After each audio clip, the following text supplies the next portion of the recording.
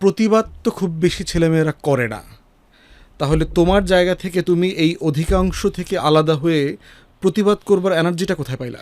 এখানে কি তোমার ফ্যামিলির কোনো ইনফ্লুয়েন্স দেখো, যে তোমার ফ্যামিলির একটা ভ্যালু সিস্টেম ছিল, অথবা তোমার ফ্যামিলিতে কেউ সিরিয়াস আইডিওলজিক্যাল পলিটিক্স করেছে, ছোটোবেলা থেকে তুমি ফিল করছো দিস ইজ রাইট এবং রং, এটা দেখে তোমার পরিবার অথবা তোমার চারপাশ তোমাকে ইনফ্লুয়েন্স করেছে, এরকম কোনো কিছু? সেটা হচ্ছে আমার মা খুব স্ট্রেট ফরওয়ার্ড মানুষ, মা স্ট্রেট ফরওয়ার্ড। আমার দাদা, আমি আমার ছোটোবেলা থেকে দেখতাম, আমি শহরে বড় হয়েছি কিন্তু গ্রামে যখন যেতাম ঈদে, তখন দেখতাম আমাদের উঠানে হচ্ছে আমাদের এক প্রায় এই যে যেটাকে আমরা গ্রামের ভাষায় মেল বলতো, মেল, ওই যে সালিশ, যেটা সালিশ হইতো আমাদের উঠানে।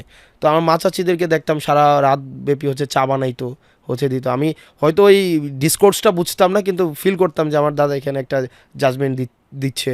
এটা এটা আমি ছোটোবেলা থেকে এটা দেখতাম। তো এবং আমার মা মানে সিরিয়াস মাত্রায় স্ট্রেট ফরওয়ার্ড, মানে উনার এটাতে কি হয়েছে না হয়েছে এটা মুখ্য না, যেটা সত্য সেটা বলবে। এটার একটা প্রভাব হয়তো আছে। আবার হচ্ছে কি ওই আমার কাছে ছোটোবেলা থেকে মনে হতো যে আপনার দিন শেষে আপনার যদি আপনি যদি আপনার উদ্দেশ্য সঠিক থাকে এবং আপনার কর্মপন্থাটা যদি সঠিক হয়, সেক্ষেত্রে আপনার বেটার আউটকাম অবশ্যই আসবে। আর সবসময় মনে হতো যে একটা কম্প্রোমাইজ করে চলার যেই ব্যাপারটা থাকে, এটার আউটকাম দিন শেষে কখনোই পার্মানেন্টলি কখনো ভালো হয় না।